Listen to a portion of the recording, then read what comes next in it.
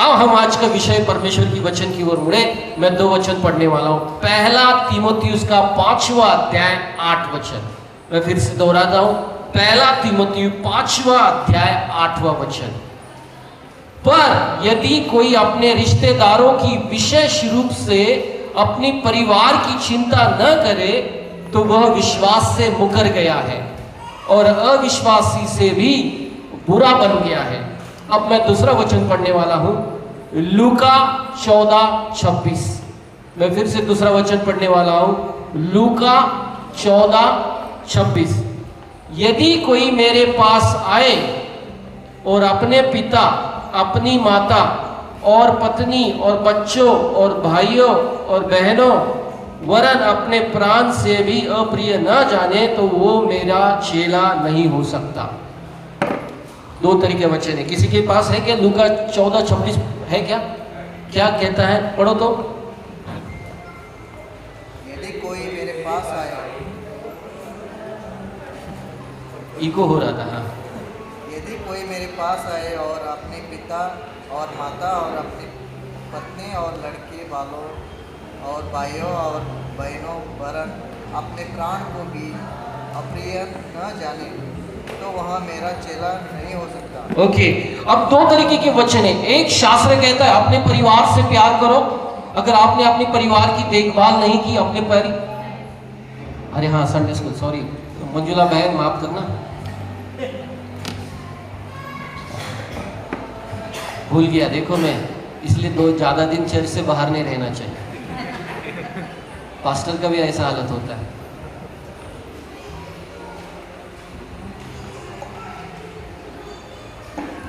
करिए शुरू। ओके, एक वचन कहता है अपने परिवार की देखरेख कर, अपने परिवार से प्रेम कर। अगर तूने अपने परिवार की देखरेख नहीं की तो तू अविश्वासी है। और अब दूसरा वचन कह रहा है अगर कोई मुझसे ज्यादा अपने पत्नी, पति, माँ, पति नहीं लिखा है, पत्नी, पति नहीं लिखा है, माता, पिता, पत्नी, भाई, बहन, बच्चों से ज्यादा प्यार नहीं करता है वो मेरा चेला नहीं है। अब ऐसा हो रहा, कहना क्या चाह रहे हो प्रभु? हम प्यार करें या ना करें? करे तो कितना करे और कम करे तो कितना ना करे?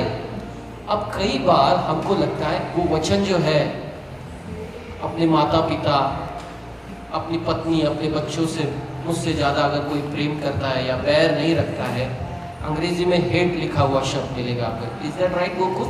There is a hate. वो हेट शब्द नहीं है, नफरत करने के लिए नहीं कहा है प्रभु ने कभी अपने माता पिता बच्चों से। कहा है कि मुझसे ज़्यादा, प्रभु से ज़्यादा अगर हम ज़्यादा प्रेम अपने परिवार से करेंगे तो वो कहता है कि वो सही नहीं है। और हम सभी लोग प्रभु से बहुत प्यार करते हैं, हाँ या ना? प्रभु से प्यार करना कितना अच्छा लगता है, क्योंकि प्रभु कुछ उल्टा जवाब देता नहीं है, प्रभु कुछ उल्टा अपने साथ बुरा करता नहीं है। लेकिन सबसे ज़्यादा प्यार करने की ताकत कब लगती है? रिश्तेदारों में, परिवारों में। आज वेंकटेश भाई ने वचन लाया कि अपने परिवार की बारे में कहा कि परिवार एक है, परिवार ने एक दूसरे से प्रेम करना चाहिए। आज हम देखेंगे परमेश्वर क्या चाहता है परिवार को देखने के लिए। कैसा देखना चाहता है परमेश्वर परिवार? हमारा मसीह परिवार कैसा होना चाहिए? हम प्रार्थना करके शुरुआत करें।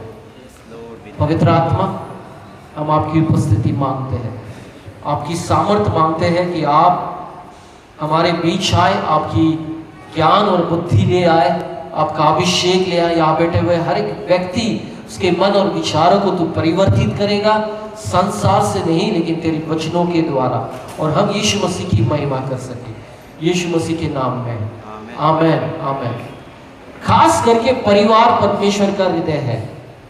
परिवार बहुत बहुत महत्वपूर्ण देता है परमेश्वर। परमेश्वर कहता है, वचन कहता है, अगर तूने अपने परिवार की देखभाल नहीं की, अगर तू अपने परिवार की जिम्मेदारी नहीं उठाता है, तू अविश्वासी से भी बदतर है। अपने विश्वास को मुकर गया है, अपने विश्वास को छोड़ दिया है। अब मैं आपसे कुछ सवाल पूछने से पहले अपने आप को, ये प्रचार मैं अपने आप को भी कर रहा हूं, मैं ये नहीं कह रहा हूं कि आप ऐसा करें, हम सभी इसमें शामिल हैं। मैं भी अपने परिवार को कभी कभी बहुत नाकार देता हूँ और अपने कामों को महत्व दे देता हूँ। तो बार बार हमें याद रखना पड़ेगा। कई लोग कलीसिया में बहुत सेवा करते हैं, बहुत झाड़ू पोछा ये वो आराधना प्रचार सब कुछ कलीसिया के लिए करेंगे, लेकिन घर पे पत्नी दुखी है, बच्चे अकेले हैं और माता पिताओं की तरफ कोई ध्यान नहीं है। और ऐसी सेवकाई को परमेश्वर ऐसे सेवकाई को परमेश्वर अच्छे से नहीं देखते। वो कहते हैं कि हमारी कलीसिया की सेवा से कई ज़्यादा महत्वपूर्ण है हमारी परिवार में जो हम अपनी सेवा करें, अपनी परिवार की देखभाल करें। क्योंकि ऐसा तो अविश्वासी भी अपनी परिवार की देखभाल करते हैं, और जब विश्वासी खुद अपनी परिवार की देखभाल नहीं करता है तो शास्त्र कहता है तो अरे अविश्वासी भी अपनी परिवार की देखभाल करता है पर तू नहीं कर रहा है, मतलब तू अविश्वासी से भी बदतर हो गया है, तूने अपने विश्वास को ही छोड़ दिया है। तो आज हम देखने वाले हैं परमेश्वर का परिवार के प्रति कैसा हृदय है। एक ऐसा हृदय है जो परमेश्वर चाहता है कि सबसे पहले परिवार की देखभाल हो। उनकी देखभाल क्या है? वचन कहता है चिंता करो, मतलब चिंता करो ऐसा शब्द नहीं है, हिंदी में शब्द बहुत कम है, इसलिए जो कोई अपने परिवार की चिंता नहीं करता। और एक जगह पे वचन कहता है चिंता चिंता समान है, चिंता करके कोई, एक्चुअली वो शब्द चिंता नहीं है, वो शब्द है परिवार की देखभाल करना, परिवार की जिम्मेदारी को उठाना। सही शब्द इस तरह से है पहले से सोचना कि मेरी परिवार को क्या लगने वाला है, उसकी तैयारी करना। जैसे हमारी महिलाएं सुबह उठते ही पहले सोच ये आता है नाश्ता क्या बनाना है, और उसमें भी उनकी सोच में होता है ये तो ये नहीं खाएगा और वो ये नहीं खाएगा, ये तो खाएगी नहीं, इसको हाथ भी नहीं लगाएगी, पूरी सोचती है। और फिर नाश्ते के किचन में जाकर वो होता है देखभाल करना। और मैंने सुनीता 3 महीने जॉन्डिस की वजह से बीमार थी और मुझे 3 महीने खाना बनाना था घर का। अरे बाप रे, मेरा तो हालत खराब था। रात को सोते वक्त ये सोचना पड़ता था कल का खाना क्या बनाऊं, नाश्ता क्या बनाऊं। वो सोचा तो उसके लिए सब्जी पाला लेके आना है, वो कहाँ से लाऊं। किचन में आता था, बच्चों के डब्बे थे, छोटे थे लेकिन डब्बे बनाने पड़ते थे, डब्बे स्कूलों में जा रहे थे, बेटियां छोटी छोटी थी मेरी, गैस पे दूध रखा हुआ है, यहाँ पर काट रहा हूँ। हर रोज मैं सुनीता को मैं हमेशा डांटता था अगर दूध गैस से उबल कर नीचे गया तो मैं तो तेरा ध्यान की देती है, दिखता नहीं क्या, समझता नहीं क्या, काम करते वक्त हमेशा ध्यान रखना चाहिए, कितना महंगा दूध है, कितना वेस्टेज होता है। 3 महीने रेगुलर मेरे से दूध नीचे गया गैस 3 महीने हर रोज होता था, क्योंकि मैं किसी को इसको बंद करूं फूकूं क्या करूं कुछ समझ नहीं आ रहा। और मैंने तब कहा धन्य है मेरी बीवी, बहुत काम करती है। परिवार आपका सबसे प्रथम कलीसिया है, परिवार आपकी सबसे पहली जिम्मेदारी है। बाइबल कहता है अगर कोई व्यक्ति अपनी परिवार की देखभाल नहीं करता तो वो कलीसिया से कैसे देखभाल करेगा। क्वालिफिकेशन ये नहीं है, क्वालिफिकेशन को क्या कहते हैं हिंदी में, आपकी कलीसिया में सेवा करने के लिए कुछ रूल और नियम, क्वालिफिकेशन को हिंदी में क्या कह सकते, कोई गूगल मार सकता है जल्दी से। अगर आप घर में अच्छे नहीं है तो परमेश्वर की नजर में आप कलीसिया में अच्छे नहीं है। भले मैं कलीसिया में कितना भी अच्छे से प्रचार करूं, कलीसिया के लोग बोले क्या प्रचार किया रुपेश भाई, ऐसा लगा कि स्वर्गदूत बोल के गया, क्या अभिषेक था, लोग गिरे, रोग रोए, दुष्ट आत्माएं, योग्यता। अगर आप घर में काम नहीं कर रहे हैं, घर में परिवार की जिम्मेदारी नहीं ले रहे, आप योग्य नहीं है, मैं योग्य नहीं, या खड़ा होकर प्रचार करना। अगर मेरी पत्नी मेरे विरुद्ध दुखी है तो शास्त्र कहता है तू योग्य नहीं है आकर प्रचार कर। कई बार हमारे नजर में यहां आकर प्रचार करना मतलब महान सेवक होना है, महान मिनिस्ट्री है, महान परमेश्वर का व्यक्ति है, महान परमेश्वर के लिए काम कर रहा है। लेकिन परमेश्वर का महान व्यक्ति कौन है पता है? मैं आपको सुनना चाहेंगे? कितने पुरुष महान बनना चाहते हैं? कोई नहीं। हाँ, धन्यवाद। महान मतलब अच्छा प्रभु का सेवक बनना चाहते हैं। कितने लोग प्रभु की सेवा करना चाहते हैं? बनना चाहते हैं सब लोग। तो पहले किचन में कांदा काटना सीखो। हेलो रुपेश बाबू, बाहर भी काम करे, घर में भी कांदा काटे? नहीं, मैं वो नहीं बात कर रहा हूं। ये कह रहा हूं कि अपने परिवार की देखभाल करना मतलब सिर्फ पैसे कमा कर लाना नहीं है। परिवार की देखभाल करना मतलब पत्नी की सेवा करना है। ये मैं खुद पर कुल्हाड़ी मार रहा हूं क्योंकि अब ये इस्तेमाल हो सकता है। करना नहीं है। अगर मेरी पत्नी कहती रुपेश एक गिलास पानी ला, हमारे यहाँ भारतीय संस्कृति में पति को पानी मांग रही, कितनी होशियार हो गए। तो आदमी बाहर से थक कर आया है, हम ये सोचे ना हमारा। लेकिन बाइबल के अनुसार शास्त्र कहता है कि यीशु ने अपनी कलीसिया से इतना प्रेम किया, उसने अपनी जान कलीसिया के लिए दे दी। अब बाइबल कहता है वही प्रेम हे पतियों अपनी पत्नी से करो। बहुत बड़ा उदाहरण है। मैं कभी कभी देखता हूँ प्रभु इस उदाहरण को पूरा करने के लिए मुझे उतना अनुग्रह चाहिए कि मैं अपनी पत्नी के लिए अपना प्राण त्याग, क्योंकि यीशु की पत्नी कौन है?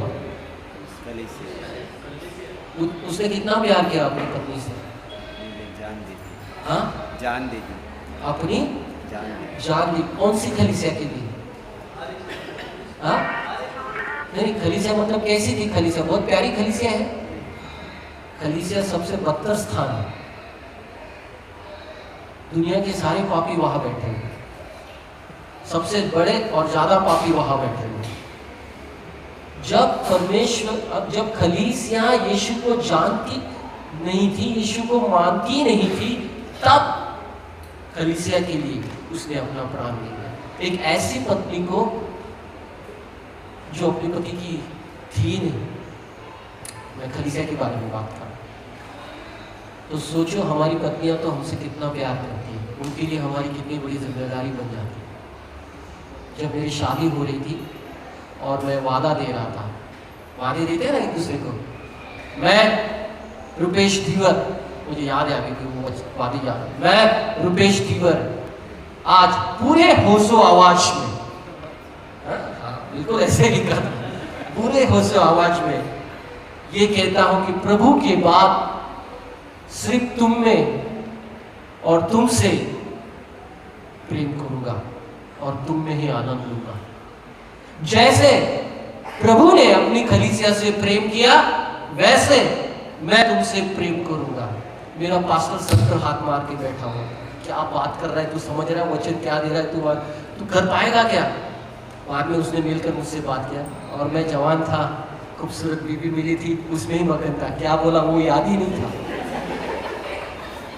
बस मुझे इतना था मेरी बीवी आ गई। मैं उसमें खुश था, वादों की तरफ ध्यान नहीं था। फिर शादी होने के बाद दूसरे तीसरे दिन वो वादे मेरे पास आए और मैं पढ़ना शुरू किया। मैंने मजाक में तो बहुत बड़ी वादे कर दिए मैंने, और वो मेरे लिए बहुत ही मायने रखने लगे कि बाप मैंने क्या वादा किया है अपनी पत्नी से। कलीसिया से प्रभु ने इतना प्रेम किया कि अपने प्राण को त्याग किया। अब हमारी जिम्मेदारी है पतियों, अपनी अपनी पत्नी से प्रेम करें। प्रेम करना मतलब क्या? कामों में हेल्प करना। हाँ, उसके कामों में हेल्प करना। हाँ, ये एक तरीका है प्रेम दिखाने का, कामों में सेवा करना, उनके साथ समय बिताना, उनके पीछे खड़े रहना, उनकी सेवा करना, उनकी देखभाल करना, उनकी बुरे समय में उनके साथ खड़े रहना। ये हमारी जिम्मेदारी है, ये हमारा प्यार है। प्रभु ये नहीं देख रहा है कि आप कितना कमा के ला रहे हो, प्रभु ये देख रहा है कि आप अपनी पत्नी के साथ कितना अच्छा से रहे। शायद पत्नी आधा पेट होगी, लेकिन आपका प्यार उसको बहुत है। परमेश्वर कहता है वेल डन, शाबाश मेरे विश्वास योग्य दास, तू थोड़े में विश्वास योग्य रहा, तू बहुतायत में विश्वास योग्य है। कई बार हमको लगता है मेरी पत्नी को मैं भारी साड़ी पहना रहा हूँ, अच्छे ब्रांडेड कपड़े पहना रहा हूँ, ब्रांडेड जूते पहन रहा हूँ, देखो मेरा कितना प्यार है। और पत्नी बोलती ये चाहिए नहीं है मुझे, मुझे तू चाहिए। चलो पतियों, मैं आज अच्छा प्रचार कर रहा हूँ, सभी की साथ में बजा रहे हैं, है ना? अपने अपने पत्नी से प्रेम करो। बाइबल भी साफ साफ लिखते हैं अपने अपने ही, किसी और की नहीं। वचन ऐसा ही लिखा है, अपने अपने पत्नी से प्रेम रखो। और उल्टा दूसरा है, हे पत्नियों तुम भी अपनी पति से आधीन रहो। पत्नी आप बहुत प्रेम करती, बाइबल उनको ऐसा नहीं कहा है। कोई बाइबल नहीं कहता है अपनी अपने पत्नियों अपने अपने पति से प्रेम करो, क्योंकि पत्नी हमेशा अपने पति से प्यार करती है, लेकिन शब्द है अपने पति के आधीन रहो। वो मुश्किल होता है पत्नियों को आधीन होना। बाइबल हमेशा बेहतर परिवार को बनाने के लिए हमें कुछ चीजें सामने रखी है, और वो चीजें करने के लिए हमें मदद चाहिए परमेश्वर की अनुग्रह की, परमेश्वर की पवित्र आत्मा की। पारिवारिक देखभाल, आर्थिक जिम्मेदारी, भावनिक सहारा, आत्मिक नेतृत्व देना है।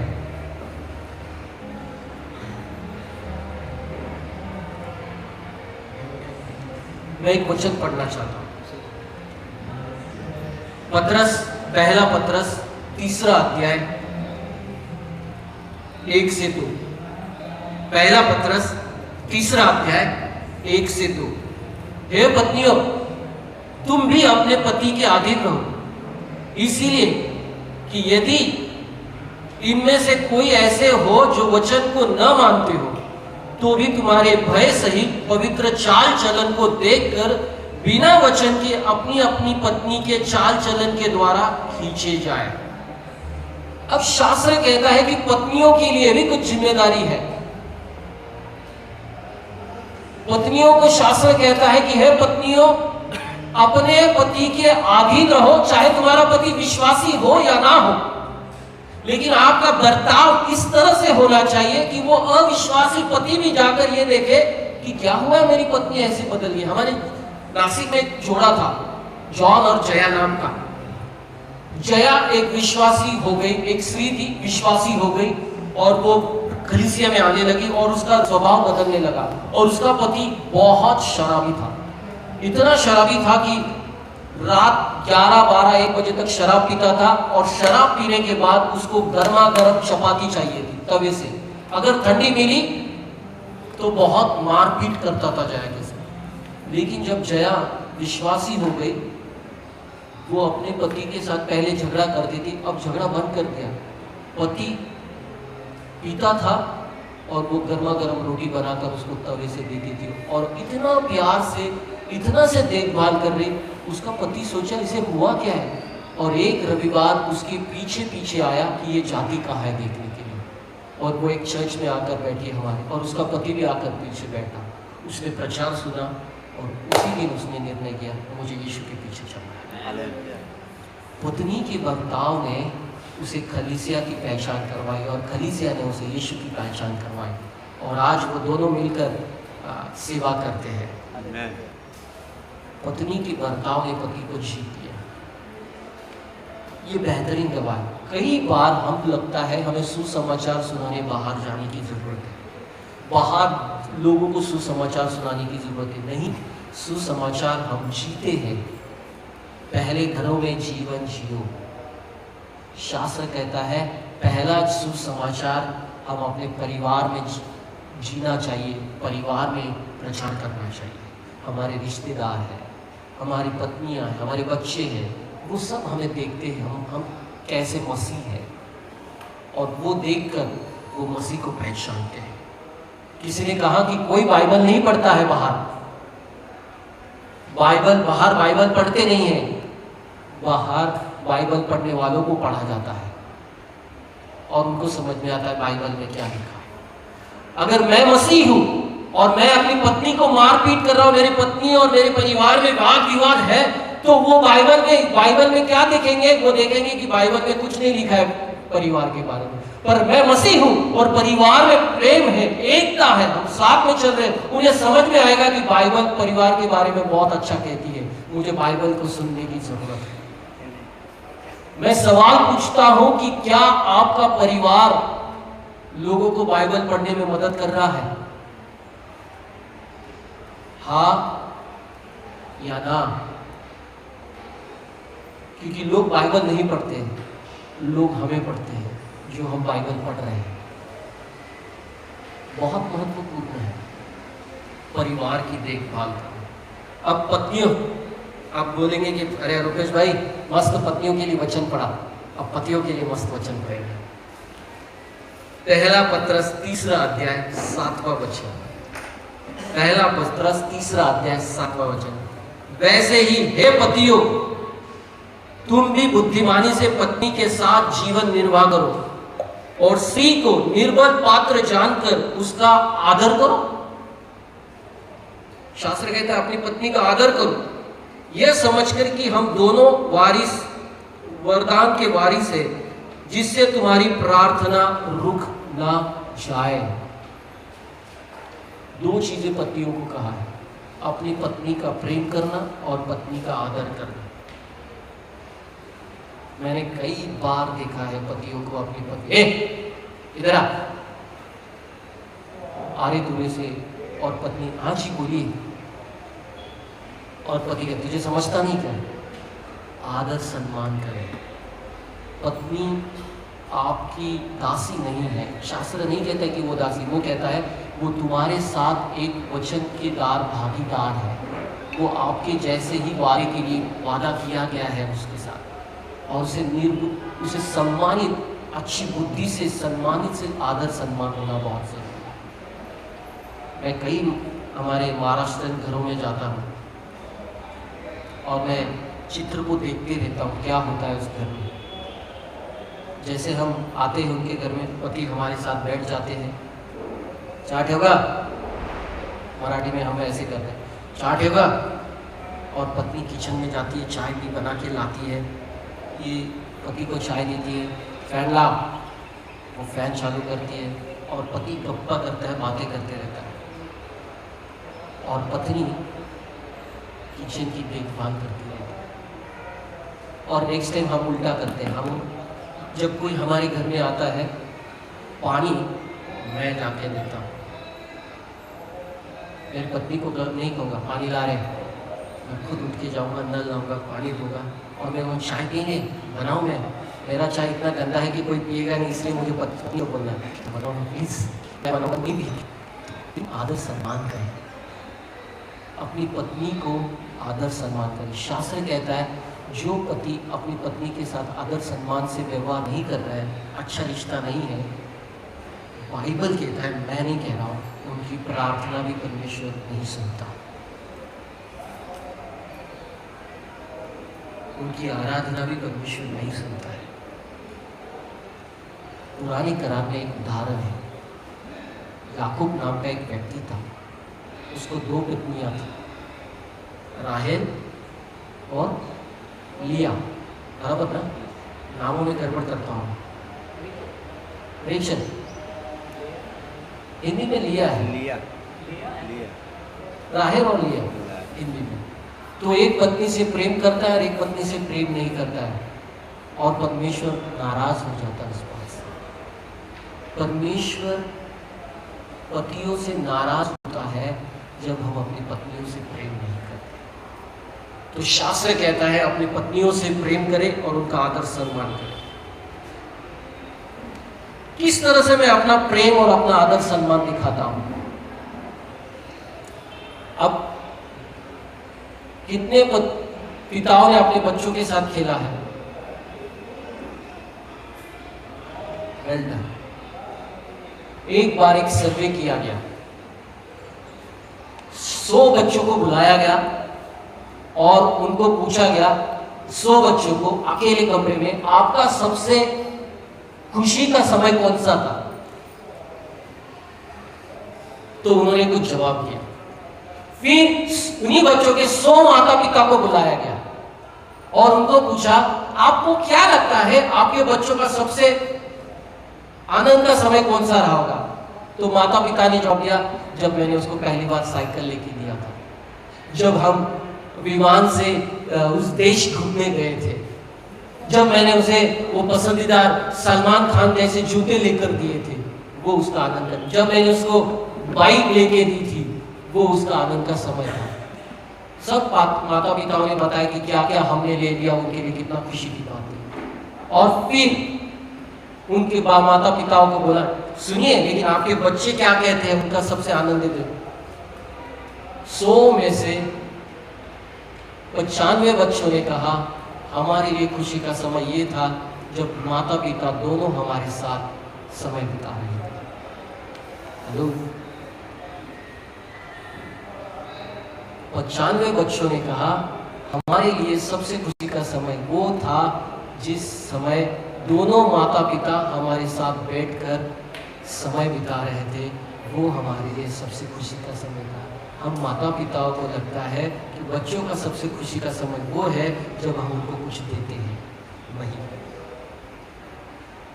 बच्चों का सबसे खुशी का समय है कि जब माता पिता उनके साथ बैठकर खेलते हैं, समय बिताते हैं। आप उनको आईफोन दो, आप उनको बाइक दो, आप उनको कुछ भी दो, वो शायद थोड़ी देर के लिए उसके साथ खुश होंगे, लेकिन जब आप उनके साथ खेलोगे, उनके जीवन के लिए यादगार खुशी बन जाएगी। मैं आपसे विनती करता हूँ, हमारा समय निकल गया है, हमारी बेटियां अभी थोड़ी दिनों में उड़ने वाली हैं, वो चली जाएंगी, हमने हमारा समय खो दिया है। लेकिन मैं आपसे विनती करता हूँ, प्लीज प्लीज प्लीज उनके साथ समय बिताए, उनके साथ खेले, छोटी छोटी चीजें, चल्लस पानी खेले, उनके साथ कार्टून मूवी देखे, उनके साथ खाना खाए, उनके साथ घूमने जाए, उनके साथ बैठो, उठो, हंसो, रो।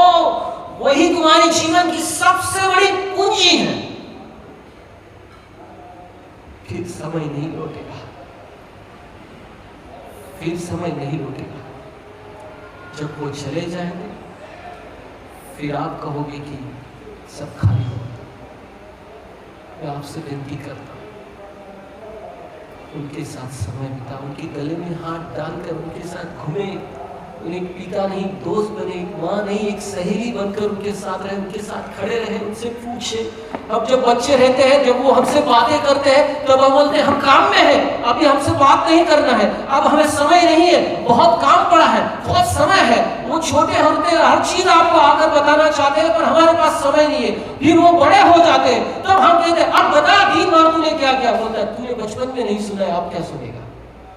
और हम बोलते तू बदल गया, तू बिगड़ गया, तो आजकल बात नहीं करता, आज ठीक से बर्ताव नहीं रहा है, तू ठीक से नहीं बात कर रहा है, तू सुन नहीं रहा है। भाइयों, हमने ही बोया बचपन में, अब हम काट रहे हैं बड़ेपन में। ये सुनता नहीं, ये देखता नहीं, ये मेरी बात नहीं मानता। मैं पूछूंगा आप बचपन में इनके साथ कितना समय बिता, कितना समय खेला है, कितना समय सुना है। जब वो कुछ बातें करते हो, आप कितनी उत्साह से उनकी बातें सुनिए। अगर आप उनकी सुनते हो तो बड़े होकर वो सब बात आपसे बात बताएंगे, उनकी बॉयफ्रेंड की, उनकी गर्लफ्रेंड की, उनकी परीक्षाओं की, उनकी टेंशन की, सारी बातें आपसे बताएंगे। लेकिन कब? जब आप बचपन में उनको साथ सुनोगे, खेलोगे, बैठोगे, तब। मेरी बेटियां मुझे एक शिकायत देती है, तू हमारी सुनता नहीं है। आज मैं रो रहा हूं क्योंकि वो जाने वाली है। वो कहती है कि हमको जाना है, हमें नहीं रहना है, क्योंकि मैंने सारा समय खलीसिया में दे दिया, सेवकाई में दे दिया, और मेरे बच्चों को हमने अकेला छोड़ा। आज भी हम छोड़े हुए, हमको बहुत बुरा लगता है। देखो, कलीसिया को पास्टर मिल जाएगा, बच्चों को बाप नहीं मिलेगा। मैं क्या कह रहा हूं सुनो, कलीसिया की सेवकाई के लिए लोग मिल जाएंगे, लेकिन तुम्हारे बच्चों के लिए माता पिता नहीं मिलेंगे। तुम ही हो उनकी देखभाल करना। अपने परिवार की सबसे बड़ी देखभाल करना पहली और आखिरी जिम्मेदारी है। परिवार वो है, आपने देखा है सर्कस में वो बॉल खेलते हुए, एक बॉल होता है और वो जब ब्लिंक करते हैं। परिवार कांच का बॉल है, आपका जॉब रबर का बॉल है, कलीसिया रबर का बॉल है, आपकी सेहत कांच का बॉल है। आप जगल करते हो, अगर कलीसिया का बॉल गिर गया तो वो रबरी बॉल है, उछलकर वापस समय में आपके हाथ में आ जाएगा। आपका जॉब का बॉल गिर गया, कोई बात नहीं, 1 साल बाद आपका जॉब आपके पास वापस आ जाएगा। आपका बिजनेस नीचे गिर, कोई बात नहीं, 1 साल आपका बिजनेस फिर से आपके हाथ में आ जाएगा। और परिवार कांच का बॉल है, एक बार छूटा वो फूट जाएगा, वापस हाथ नहीं आएगा।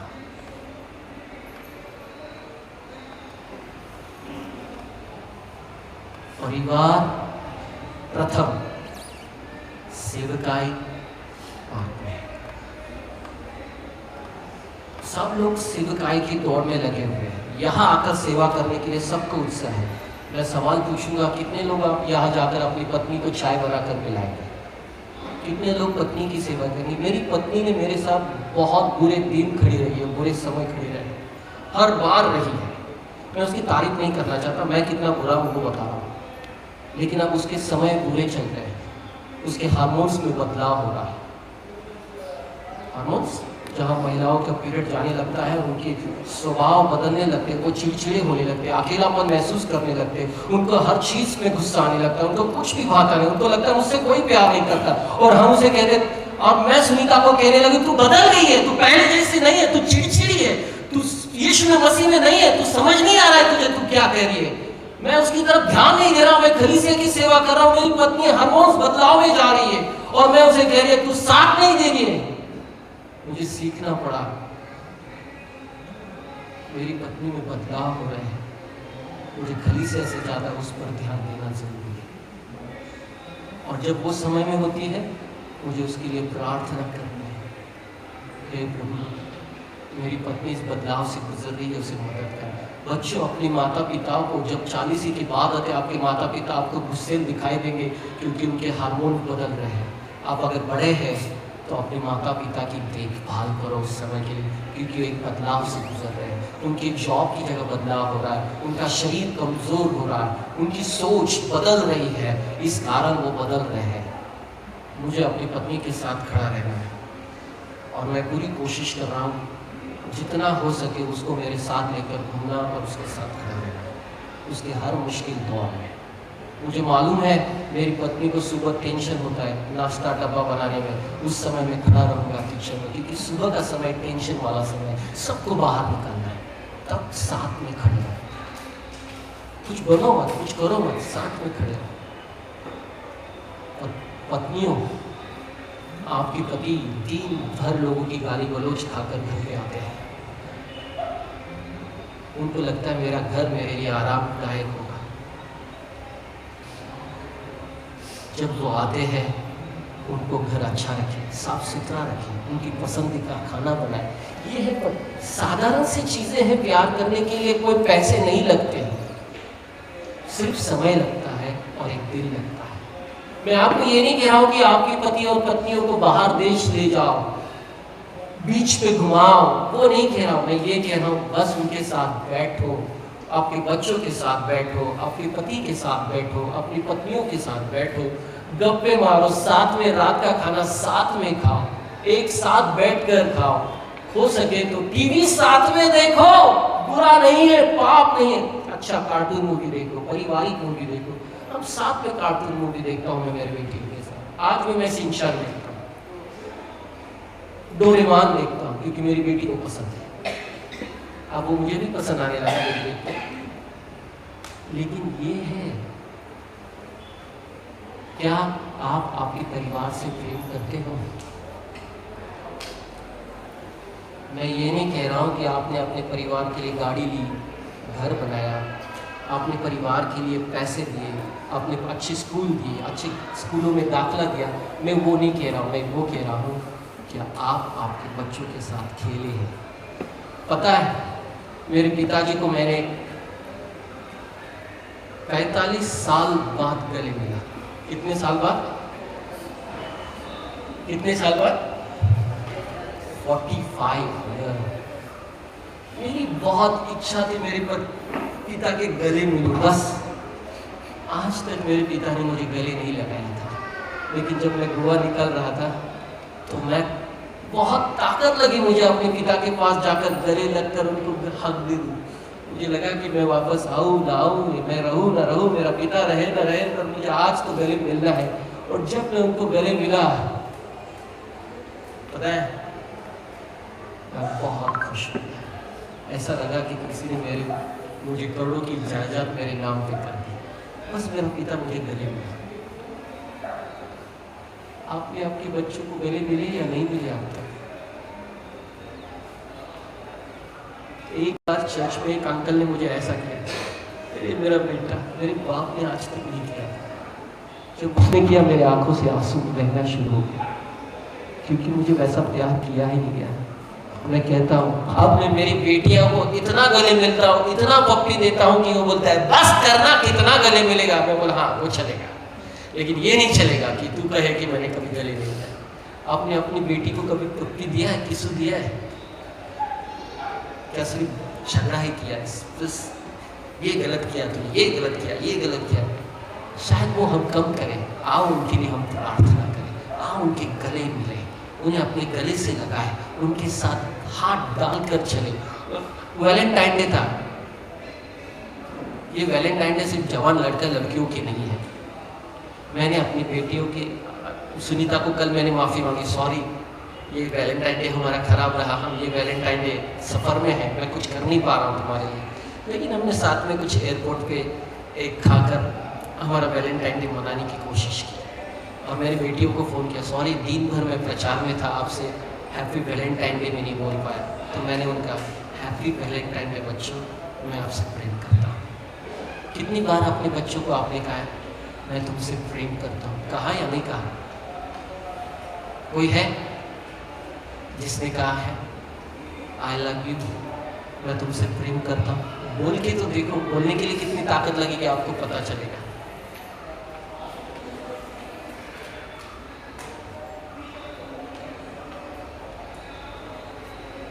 लड़के जवान होते तो कितनी बार लड़कियों को आई लव यू बोलते, दिन भर आई लव यू, मेरे सोने ने खाना खाया, आई लव यू सोना, मेरा सोना आई लव यू। लेकिन बाप को बोल के देखो, माँ को बोल के देखो आई लव यू, देखो कितना मजा आता है, उससे कई ज्यादा मजा आएगा। मसीह परिवार सुसमाचार से भरा हुआ परिवार है। लोग, परमेश्वर की नजर परिवारों पर है, ना कि आपकी सेवकाई पर है। परमेश्वर की नजर आपकी पैसों पर नहीं, परमेश्वर की नजर आपके दिल पर है। आप कितने दिल से अपने परिवार की सेवा कर रहे हैं। मैं आज चाहता हूं, आपसे विनती करता हूं, हफ्ते भर के लिए मैं हूं, अगले हफ्ते भी हूं, अगले हफ्ते तक मैं उम्मीद रखना चाहूंगा कि आप आपके बच्चों के साथ सबसे ज्यादा समय बिताया हो। रोज नहीं, लेकिन 2 दिन में, 3 दिन में 1 घंटा उनके लिए दीजिए, उनके साथ बैठे। हे पतियों, अपने पत्नी के साथ बैठे, बात करें, उनके साथ थोड़ा सा बाहर रात के खाने के बाद वॉकिंग करने तो निकले, गप्पे तो करें, उसे पूछो तो सही कि दिन भर तेरा कैसा रहा। और पत्नियों, तुम भी अपने पति से पूछो। पत्नियां तो इतनी पूछती है, बता बता के थक जाता है। मैं घर पे आते ही सुनीता पहले सब उंडेल देगी, उसके साथ दिन भर क्या हुआ, फिर वो अपेक्षा रखी, तू नहीं बोलेगा क्या हुआ तेरे साथ? हाँ ठीक था, अच्छा था, बस मेरा इतना ही रहता है। और मेरी पत्नी को मुझे समझ गया, उसको जानना है मेरे साथ क्या हुआ, किसने क्या कहा, कितना अच्छा रहा। तो मैं कोशिश करता हूँ वो सब बताने, ताकि वो सुने उस बात का। दोस्तों के साथ हम फ़ोन पर घंटों तक बने रहते हैं। मैं हर रोज़ अपनी माँ को फ़ोन करने की कोशिश करता हूँ, हर रोज़ अपनी माँ से बात करता हूँ, कशी आहे तू, काय झालं, तब्येत है का। अपने पिता से बात करने के लिए मुझे अभी भी नहीं होता है ज़्यादा, लेकिन मैं अभी कोशिश, सुनीता मुझे डैडी को फ़ोन करो, डैडी को फ़ोन करो, क्योंकि मेरा पिता हर रोज मुझसे बात करता है, मेरे डैडी मुझे रोज फोन करते हैं। बातें करो, अपने रिश्तेदारों के साथ जाओ, रिश्तों की शादियों में जाओ। अब विश्वासी हो गए, हमने कलीसिया हमारा परिवार हो गया, हाँ सही बात है, लेकिन आपके रिश्तेदार आपके हैं। शास्त्र कहता खा जो अपने रिश्तेदारों की, खास करके अपने परिवार की देखभाल नहीं करता, वो विश्वास से मुकर गया है। आपके रिश्तेदार आपके हैं, खास करके बहुओं अपनी सास के पास जाओ, उनके साथ समय बिताओ। ये सबसे कठिन रिश्ता है, सास बहू। पूरी फिल्म इंडस्ट्री इस पर चलती है, पूरी टीवी सीरियल उस पर चलती है। ये रिश्ता नहीं होता तो फिल्म इंडस्ट्री नहीं होती थी, है ना? तो मैं क्या कह रहा हूं, रिश्तों का आनंद लीजिए, रिश्ते बोझ नहीं है। हमारे यहाँ कितने सारे ना, ये रिश्ता क्या कहलाता है, पवित्र रिश्ता, रिश्ता, कितने सारे सीरियल्स हैं, उसे देख देख कर हम आनंद लेते हैं। लेकिन हमारे पास सच में रिश्ते हैं। आपके दादी है, दादा है, नाना है, नानी है, मामा है, मामी है, चाचा है, चाची है, मौसा है, काका है, काके, चचेरा भाई है, चचेरी भाई है, चचा है, चाची है, पापा है, फूफी है, इतने सारे, इंग्लिश में सिर्फ अंकल आंटी। हमारे पास कितने हैं? आनंद उठाओ उसका, जाओ उनके साथ। मैं बहुत खुश था, यहाँ से जाते ही मेरे दादाजी गुजर गए। इसके लिए खुश नहीं था कि मेरे दादाजी गुजर गए, वो 96 ईयर के थे, लेकिन मैं उनका फ्यूनरल अटेंड कर सका, वो मेरे लिए बहुत खुशी की बात थी। हर चीज़ का आनंद मनाना। सेवकाई महत्वपूर्ण है, पैसा महत्वपूर्ण है, करियर महत्वपूर्ण है, लेकिन उससे भी महत्वपूर्ण है परिवार, जो परमेश्वर चाहता है। आमीन। आओ हम खड़े हो जाए।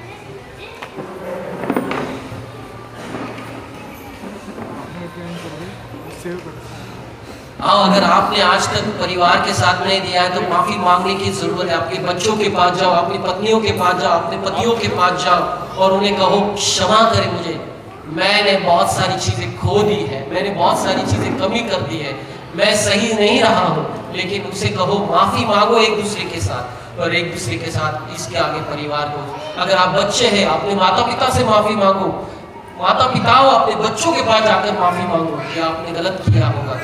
ये समय है फिर से परिवार को रिस्टोर करने का, फिर से उभारने का, फिर से स्थापित करने का। परमेश्वर की आत्मा यहाँ है परिवारों को मजबूत करने के लिए। एक ऐसा परिवार जो परमेश्वर को पसंद करता है, एक ऐसा परिवार जो परमेश्वर का परिवार बनना चाहता है। आओ अपने हाथों को उठाए और पवित्र आत्मा से मदद मांगे, अनुग्रह मांगे कि परमेश्वर मैं चाहता हूँ मैं एक अच्छा पिता बनूं जैसा तू पिता है।